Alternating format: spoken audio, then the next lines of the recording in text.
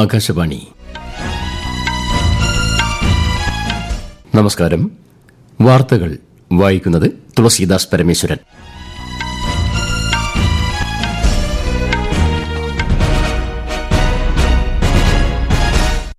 പ്രധാന വാർത്തകൾ. 5 ദിവസത്തെ സന്ദർശനത്തിനായി Philippines president Ferdinand R Marcos ഇന്ന് ന്യൂഡൽഹിയിൽ എത്തും. നാളെ പ്രധാനമന്ത്രി നരേന്ദ്രമോദിയുമായി കൂടിക്കാഴ്ച നടത്തും. ഇന്ത്യയുടെ സ്മാർട്ട് ഫോൺ കയറ്റുമതിയിൽ റെക്കോർഡ് വർധന. നടപ്പ് സാമ്പത്തിക വർഷത്തിന്റെ ആദ്യപാദത്തിൽ കയറ്റി അയച്ചത് $772 കോടി സ്മാർട്ട് ഫോണുകൾ. റിസർവ് ബാങ്ക് ഓഫ് ഇന്ത്യയുടെ 3 ദിവസത്തെ പണനയ അവലോകന യോഗത്തിന് ഇന്ന് തുടക്കം. ഓവലിൽ ഇന്ത്യ ഇംഗ്ലണ്ട് ടെസ്റ്റ് പരമ്പരയിലെ അവസാന മത്സരം ആവേശകരമായ അന്ത്യത്തിലേക്ക്. 4 വിക്കറ്റ് ശേഷിക്കെ അവസാന ദിനമായ ഇന്ന് കളി ജയിക്കാൻ ഇംഗ്ലണ്ടിന് വേണ്ടത് 35 റൺസ്. കസാഖിസ്ഥാനിൽ നടന്ന ഖുസനോവ് മെമ്മോറിയൽ അത്ലറ്റിക് മീറ്റിൽ മലയാളി താരം അബ്ദുള്ള അബൂബക്കർ പുരുഷ ട്രിപ്പിൾ ജംപ് കിരീടം നേടി. കേരളത്തിൽ ശക്തമായ കാറ്റിനും മഴയ്ക്കും സാധ്യത. 6 ജില്ലകളിൽ ഇന്ന് ഓറഞ്ച് ജാഗ്രത. കേരള ലക്ഷദ്വീപ് തീരങ്ങളിൽ 4 ദിവസം മത്സ്യബന്ധനത്തിന് വിലക്ക്. വാർത്തകൾ വിശദമായി. 5 ദിവസത്തെ സന്ദർശനത്തിനായി Philippines president Ferdinand R Marcos ഇന്ന് ന്യൂഡൽഹിയിൽ എത്തും. ക്യാബിനറ്റ് മന്ത്രിമാർ ഉൾപ്പെടെയുള്ള ഉന്നതതല പ്രതിനിധി സംഘം അദ്ദേഹത്തോടൊപ്പം ഉണ്ടാകും. നാളെ പ്രധാനമന്ത്രി നരേന്ദ്രമോദിയുമായി ഫിലിപ്പീൻസ് പ്രസിഡന്റ് ഉഭയകക്ഷി ചർച്ച നടത്തും. തുടർന്ന് രാഷ്ട്രപതി ദ്രൌപദി മുർമുവിനെയും സന്ദർശിക്കും. ഇന്ത്യ ഫിലിപ്പീൻസ് നയതന്ത്ര ബന്ധത്തിന്റെ 75ാം വാർഷികത്തോടനുബന്ധിച്ചാണ് ഫിലിപ്പീൻസ് പ്രസിഡന്റിന്റെ സന്ദർശനം. പ്രധാനമന്ത്രി നരേന്ദ്രമോദി ഇന്നലെ രാഷ്ട്രപതി ഭവനിൽ എത്തി രാഷ്ട്രപതി ദ്രൌപദി മുർമുവിനെ സന്ദർശിച്ചു. കേന്ദ്ര ആഭ്യന്തരമന്ത്രി അമിത്ഷായും രാഷ്ട്രപതിയെ സന്ദർശിച്ചു. ഗുജറാത്തിലെ കാൺലയിൽ ദീൻദയാൽ തുറമുഖത്ത് ഇന്ത്യയുടെ ആദ്യത്തെ make in India green hydrogen plant commission ചെയ്തതിനെ അഭിനന്ദിച്ച് പ്രധാനമന്ത്രി നരേന്ദ്രമോദി. കാർബൺ പുറന്തള്ളൽ പൂജ്യത്തിലെത്തിക്കുവാനുള്ള രാജ്യത്തിന്റെ ദർശനത്തെ ശക്തിപ്പെടുത്തുന്നതിനുള്ള അഭിനന്ദനാർഹമായ ശ്രമമാണിതെന്ന് പ്രധാനമന്ത്രി സമൂഹമാധ്യമത്തിൽ കുറിച്ചു. നടപ്പ് സാമ്പത്തിക വർഷത്തിന്റെ ആദ്യപാദത്തിൽ ഇന്ത്യയുടെ സ്മാർട്ട് ഫോൺ കയറ്റുമതി റെക്കോർഡ് ഉയരത്തിലെത്തി. കഴിഞ്ഞ വർഷം ഇതേ കാലയളവിൽ $490 കോടി കയറ്റുമതിയാണ് നടന്നതെങ്കിൽ ഇക്കുറി അത് $772 കോടി വർദ്ധിച്ചു. ഐഫോൺ നിർമ്മാതാക്കളായ ആപ്പിൾ കമ്പനിയാണ് ഏറ്റവും മികച്ച പ്രകടനം കാഴ്ചവെച്ചത്. $600 കോടി ഐഫോണുകളാണ് കരാർ നിർമ്മാതാക്കൾ വഴി ആപ്പിൾ ഇന്ത്യയിൽ നിന്നും കയറ്റുമതി ചെയ്തത്. മുൻ വർഷത്തേക്കാൾ 82% വർധന ഉണ്ടായി. 2021 സാമ്പത്തിക വർഷത്തിൽ ഇന്ത്യ $310 കോടി സ്മാർട്ട് ഫോണുകളാണ് കയറ്റുമതി ചെയ്തത്. 2025 ആയപ്പോഴേക്കും സ്മാർട്ട് ഫോൺ കയറ്റുമതി $2410 കോടി ഉയർന്നു. മൊത്തം സ്മാർട്ട് ഫോൺ കയറ്റുമതിയുടെ 12% സാംസങ്ങിന്റേതാണ്. റിസർവ് ബാങ്ക് ഓഫ് ഇന്ത്യയുടെ 3 ദിവസത്തെ പണനയ അവലോകന യോഗത്തിന് ഇന്ന് തുടക്കമാകും. യോഗ തീരുമാനങ്ങൾ RBI ഗവർണർ സഞ്ജയ് മൽഹോത്ര ബുധനാഴ്ച പ്രഖ്യാപിക്കും. ദീപാവലിക്ക് മുന്നോടിയായി വായ്പാ വിതരണം വർദ്ധിപ്പിക്കാൻ റിപ്പോ നിരക്കിൽ RBI 25 ബേസിസ് പോയിന്റ് കുറവ് പ്രഖ്യാപിക്കാൻ ഇടയുണ്ടെന്ന് സ്റ്റേറ്റ് ബാങ്ക് ഓഫ് ഇന്ത്യയുടെ റിപ്പോർട്ടിൽ പറയുന്നു. തുടർച്ചയായി 3 തവണ റിപ്പോ നിരക്ക് കുറച്ചതിനാൽ നിലവിലെ നിരക്ക് തുടരാനാണ് സാധ്യതയെന്ന് ഒരു വിഭാഗം സാമ്പത്തിക വിദഗ്ധർ കരുതുന്നു. രാജ്യത്ത് നിർമ്മിച്ച ഉൽപ്പന്നങ്ങൾ വാങ്ങാൻ കേന്ദ്രമന്ത്രി ശിവരാജ് സിംഗ് ചൌഹാൻ ജനങ്ങളോട് അഭ്യർത്ഥിച്ചു. കിസാൻ സമ്മാൻ നിധിയുടെ 20ാം ഗഡു വിതരണം ചെയ്യുന്നതിനിടെയാണ് പ്രധാനമന്ത്രി നരേന്ദ്രമോദി തദ്ദേശീയ ഉൽപ്പന്നങ്ങൾ വാങ്ങാൻ ആഹ്വാനം ചെയ്തത്. സമ്പദ് വ്യവസ്ഥയെ ശക്തിപ്പെടുത്തുവാനുള്ള സർക്കാരിന്റെ പ്രതിബദ്ധതയാണ് ഈ അഭ്യർത്ഥനയ്ക്ക് പിന്നിലെന്ന് കേന്ദ്രമന്ത്രി പറഞ്ഞു. कोई भी वस्तु जिसकी हमारे घर पर जरूरत है, आवश्यकता है, वो अपने देश में बनी हुई ही खरीदें.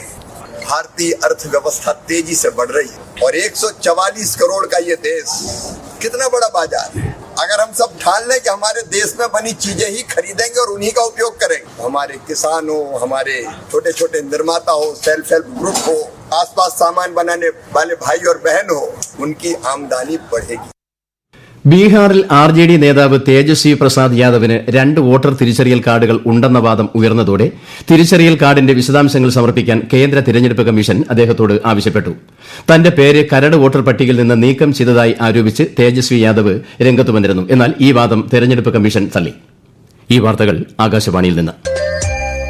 ആകാശവാണി വാർത്തകളും വാർത്താ അധിഷ്ഠിത പരിപാടികളും all India radio news Thiruvananthapuram YouTube ചാനലിലും @ഓൾ India radio news Thiruvananthapuram Facebook പേജിലും AIR ന്യൂസ് _തിരുവനന്തപുരം ഇൻസ്റ്റഗ്രാം അക്കൌണ്ടിലും @AIR ന്യൂസ് _TVM X ഹാൻഡിലും ലഭ്യമാണ്. കേരളത്തിൽ തദ്ദേശ തെരഞ്ഞെടുപ്പിനുള്ള വോട്ടർ പട്ടികയിൽ പേര് ചേർക്കാനും തിരുത്താനും ഇനി 4 ദിവസം കൂടി അവസരം. പേരുൾപ്പെടുത്താൻ ഇതുവരെ 10 ലക്ഷത്തിലേറെ പേർ അപേക്ഷ നൽകി. ഈ മാസം 30-ന് അന്തിമ പട്ടിക പ്രസിദ്ധീകരിക്കും. കേരളത്തിൽ ശക്തമായ കാറ്റിനും മഴയ്ക്കും സാധ്യതയുണ്ടെന്ന് കേന്ദ്ര കാലാവസ്ഥാ വകുപ്പ് മുന്നറിയിപ്പ് നൽകി. കേരള ലക്ഷദ്വീപ് തീരങ്ങളിൽ ഇന്നു മുതൽ 4 ദിവസം മത്സ്യബന്ധനത്തിന് വിലക്കേർപ്പെടുത്തി. ആകാശവാണി പ്രതിനിധി എം സ്മിതി നൽകുന്ന റിപ്പോർട്ട്. പത്തനംതിട്ട, ആലപ്പുഴ, കോട്ടയം, എറണാകുളം, ഇടുക്കി, തൃശൂർ ജില്ലകളിൽ ഓറഞ്ച് ജാഗ്രതയുണ്ട്. 22.44 സെന്റിമീറ്റർ വരെയുള്ള അതിശക്തമായ ഒറ്റപ്പെട്ട മഴയ്ക്ക് സാധ്യതയുണ്ടെന്നാണ് ഇത് സൂചിപ്പിക്കുന്നത്. സംസ്ഥാനത്തെ മറ്റു ജില്ലകളിലെല്ലാം ഇന്ന് ഒറ്റപ്പെട്ട ശക്തമായ മഴ സൂചിപ്പിക്കുന്ന യെല്ലോ ജാഗ്രതയും പുറപ്പെടുവിച്ചിട്ടുണ്ട്. ഇന്ന് തെക്ക് പടിഞ്ഞാറൻ അറബിക്കടലിൽ 65 കിലോമീറ്റർ വരെ ശക്തമായ കാറ്റിന് സാധ്യതയുള്ളതായി അധികൃതർ മുന്നറിയിപ്പ് നൽകിയിട്ടുണ്ട്. കേരള ലക്ഷദ്വീപ് തീരങ്ങളിൽ വ്യാഴാഴ്ച വരെ മത്സ്യബന്ധനത്തിന് പോകരുതെന്നും മുന്നറിയിപ്പുണ്ട്. കേരളത്തിലെ പ്രധാന അണക്കെട്ടുകളിൽ ജലനിരപ്പ് ഉയരുകയാണ്. ഇടുക്കി അണക്കെട്ടിൽ സംഭരണശേഷിയുടെ 70.33%, വയനാട്ടിലെ ബാണാസുർ സാഗർ അണക്കെട്ടിൽ 88.63%, ഷോളയാർ അണക്കെട്ടിൽ 99.81% വെള്ളം ഉണ്ട്. ജലാശയങ്ങൾ, മലയോര മേഖലകൾ എന്നിവിടങ്ങളിലേക്കുള്ള വിനോദയാത്രകൾ ഒഴിവാക്കണമെന്ന് സംസ്ഥാന ദുരന്ത നിവാരണ അതോറിറ്റി നിർദ്ദേശിച്ചു. കള്ളക്കടൽ പ്രതിഭാസത്തിന്റെ ഭാഗമായി തിരുവനന്തപുരം, കൊല്ലം, ആലപ്പുഴ ജില്ലകളിലെ തീരങ്ങളിൽ ഇന്ന് രാത്രി 8:30 വരെ ഉയർന്ന തിരമാലയ്ക്കും കടലാക്രമണത്തിനും സാധ്യതയുണ്ടെന്ന് ദേശീയ സമുദ്ര സ്ഥിതി പഠന ഗവേഷണ കേന്ദ്രം അറിയിച്ചു. കന്യാകുമാരി തീരത്ത് ഇന്ന് പകൽ 11:30 വരെ ഉയർന്ന തിരമാല മുന്നറിയിപ്പുണ്ട്. മത്സ്യത്തൊഴിലാളികളും തീരദേശവാസികളും ജാഗ്രത പാലിക്കണം. കൊച്ചി ധനുഷ്കോടി ദേശീയപാതയിൽ മൂന്നാർ ഗ്യാപ് റോഡ് വഴിയുള്ള രാത്രി ഗതാഗതം വ്യാഴാഴ്ച വരെ നിരോധിച്ചു.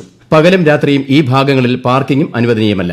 മേഖലയിൽ മഴ തുടരുന്ന സാഹചര്യത്തിൽ പാറ അടർന്നു വീഴാൻ സാധ്യത ഉള്ളതിനാലാണ് നിരോധനം ഏർപ്പെടുത്തിയത്.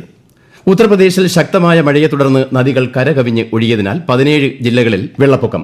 രക്ഷാദുരിതാശ്വാസ പ്രവർത്തനങ്ങൾ ഊർജിതമായി പുരോഗമിക്കുകയാണ്. 905 ദുരിതാശ്വാസ ക്യാമ്പുകൾ തുറന്നു. ഓവലിൽ നടക്കുന്ന ആൻഡേഴ്സൺ ടെണ്ടുൽക്കർ ട്രോഫിയുടെ 5ാമത്തെയും അവസാനത്തെയും ടെസ്റ്റ് ആവേശകരമായ അന്ത്യത്തിലേക്ക്. 4ാം ദിവസമായ ഇന്നലെ കളി നിർത്തുമ്പോൾ ഇംഗ്ലണ്ട് 6 വിക്കറ്റിന് 339 റൺസ് എടുത്തു. ഇന്ന് ഇന്ത്യയ്ക്കെതിരെ 2ാം ഇന്നിംഗ്സ് പുനരാരംഭിക്കുന്ന ഇംഗ്ലണ്ടിന് ജയിക്കാൻ 35 റൺസ് കൂടി മതി. 4 വിക്കറ്റും കയ്യിലുണ്ട്. ഇന്ത്യയ്ക്ക് കളി ജയിക്കാനും പരമ്പര സമനിലയിലാക്കാനും ബാക്കിയുള്ള 4 വിക്കറ്റുകൾ നേടിയേ മതിയാകൂ. കസാഖിസ്ഥാനിലെ അൽമാറ്റിയിൽ ഇന്നലെ രാത്രി നടന്ന കൊസനോവ് മെമ്മോറിയൽ അത്ലറ്റിക് മീറ്റിൽ ഇന്ത്യൻ അത്ലറ്റും മുൻ ഏഷ്യൻ ചാമ്പ്യനും മലയാളിയുമായ അബ്ദുള്ള അബൂബക്കർ പുരുഷ ട്രിപ്പിൾ ജമ്പ് കിരീടം നേടി. 16.08 മീറ്റർ ചാടിയാണ് അദ്ദേഹം വിജയം ഉറപ്പിച്ചത്. അടുത്ത മാസം ടോക്കിയോയിൽ നടക്കാനിരിക്കുന്ന ലോക അത്ലറ്റിക്സ് ചാമ്പ്യൻഷിപ്പിന് യോഗ്യത നേടാനുള്ള ശ്രമത്തിലാണ് അബ്ദുള്ള അബൂബക്കർ. 41ാമത് സബ് ജൂനിയർ ദേശീയ നീന്തൽ ചാമ്പ്യൻഷിപ്പിനും 51ാമത് ജൂനിയർ ദേശീയ water polo and diving aquatic ചാമ്പ്യൻഷിപ്പിനും ഇന്ന് ബംഗളൂരുവിൽ തുടക്കം. രാജ്യത്തുടനീളമുള്ള 600-ലധികം പേർ പങ്കെടുക്കും. ഇന്നും നാളെയുമായി നടക്കുന്ന നീന്തൽ മത്സരങ്ങളിൽ 22 സംസ്ഥാനങ്ങളിൽ നിന്നുള്ളവർ പങ്കെടുക്കും. അഹമ്മദാബാദിൽ നടക്കുന്ന ദേശീയ ജൂനിയർ നീന്തലിൽ ആദ്യ ദിനം കേരളത്തിന് 1 സ്വർണം ഉൾപ്പെടെ 4 മെഡലുകൾ. പെൺകുട്ടികളുടെ 50 മീറ്റർ ബാക്ക് സ്ട്രോക്കിൽ ശ്രേയ ബിന്നിൽ സ്വർണം നേടി. സുബ്രതോ മുഖർജി കപ്പ് സംസ്ഥാന ഫുട്ബോൾ ടൂർണമെന്റിൽ 17 വയസ്സുവരെയുള്ള പെൺകുട്ടികളുടെ വിഭാഗം മത്സരങ്ങൾ ഇന്നു മുതൽ വ്യാഴം വരെ ശ്രീകൃഷ്ണപുരം SSS മൈതാനത്ത് നടക്കും. വിവിധ ജില്ലകളിൽ നിന്ന് 60 ടീമുകൾ പങ്കെടുക്കും. സിനിമാ മേഖലയിലെ സമഗ്ര നയരൂപീകരണത്തിനായി സാംസ്കാരിക വകുപ്പ് സംഘടിപ്പിച്ച കേരള സിനിമാ നയ കോൺക്ലേവിന് തിരശ്ശീല വീണു. സമഗ്ര സിനിമാ നയം 3 മാസത്തിനുള്ളിൽ രൂപീകരിക്കുമെന്ന് മന്ത്രി സജി ചെറിയാൻ പറഞ്ഞു. സിഡ്നി, മെൽബൺ, കേപ്പ് ടൌൺ എന്നിവയുൾപ്പെടെ ലോകമെമ്പാടുമുള്ള നിരവധി നഗരങ്ങളിൽ ഇന്നലെ പലസ്തീൻ അനുകൂല മാർച്ചുകൾ നടന്നു. ഓസ്ട്രേലിയൻ നഗരമായ സിഡ്നിയിലെ ചരിത്രപ്രസിദ്ധമായ ഹാർബർ പാലത്തിലൂടെ 10,000 മാർച്ച് നടത്തി. മെൽബണിൽ റാലിയിൽ 1,00,000 പേർ അണിനിരന്നു. ദക്ഷിണാഫ്രിക്കയിലെ കേപ്പ് ടൌണിൽ സ്ത്രീകളുടെ നേതൃത്വത്തിലാണ് പ്രകടനം നടന്നത്. ആദ്യ ബിംസ്റ്റെക് പരമ്പരാഗത സംഗീതോത്സവം ഇന്ന് വൈകിട്ട് ന്യൂഡൽഹിയിലെ ഭാരത് മണ്ഡപത്തിൽ നടക്കും. വിദേശകാര്യമന്ത്രി ഡോക്ടർ എസ് ജയശങ്കർ പരിപാടി ഉദ്ഘാടനം ചെയ്യും. India, Bangladesh, Bhutan, Myanmar, Nepal, Sri Lanka, Thailand എന്നിവിടങ്ങളിൽ നിന്നുള്ള കലാകാരന്മാർ സംഗീത പരിപാടി അവതരിപ്പിക്കും. പ്രധാന വാർത്തകൾ വീണ്ടും. 5 ദിവസത്തെ സന്ദർശനത്തിനായി Philippines president Ferdinand R Marcos ഇന്ന് ന്യൂഡൽഹിയിലെത്തും. നാളെ പ്രധാനമന്ത്രി നരേന്ദ്രമോദിയുമായി കൂടിക്കാഴ്ച നടത്തും. ഇന്ത്യയുടെ സ്മാർട്ട് ഫോൺ കയറ്റുമതിയിൽ റെക്കോർഡ് വർധന. നടപ്പ് സാമ്പത്തിക വർഷത്തിന്റെ ആദ്യപാദത്തിൽ കയറ്റി അയച്ചത് $772 കോടി സ്മാർട്ട് ഫോണുകൾ. റിസർവ് ബാങ്ക് ഓഫ് ഇന്ത്യയുടെ 3 ദിവസത്തെ പണനയ അവലോകന യോഗത്തിന് ഇന്ന് തുടക്കം. ഓവലിൽ ഇന്ത്യ ഇംഗ്ലണ്ട് ടെസ്റ്റ് പരമ്പരയിലെ അവസാന മത്സരം ആവേശകരമായ അന്ത്യത്തിലേക്ക്. 4 വിക്കറ്റ് ശേഷിക്കെ അവസാന ദിനമായ ഇന്ന് കളി ജയിക്കാൻ ഇംഗ്ലണ്ടിന് വേണ്ടത് 35 റൺസ്. കസാഖിസ്ഥാനിൽ നടന്ന ഖൊസനോവ് മെമ്മോറിയൽ അത്ലറ്റിക് മീറ്റിൽ മലയാളി താരം അബ്ദുള്ള അബൂബക്കർ പുരുഷ ട്രിപ്പിൾ ജമ്പ് കിരീടം നേടി. കേരളത്തിൽ ശക്തമായ കാറ്റിനും മഴയ്ക്കും സാധ്യത. 6 ജില്ലകളിൽ ഇന്ന് ഓറഞ്ച് ജാഗ്രത. കേരള ലക്ഷദ്വീപ് തീരങ്ങളിൽ ഇന്നു മുതൽ 4 ദിവസം മത്സ്യബന്ധനത്തിന് വിലക്ക്. വാർത്തകൾ കഴിഞ്ഞു. അടുത്ത വാർത്താ പ്രക്ഷേപണം ഉച്ചയ്ക്ക് 12:30.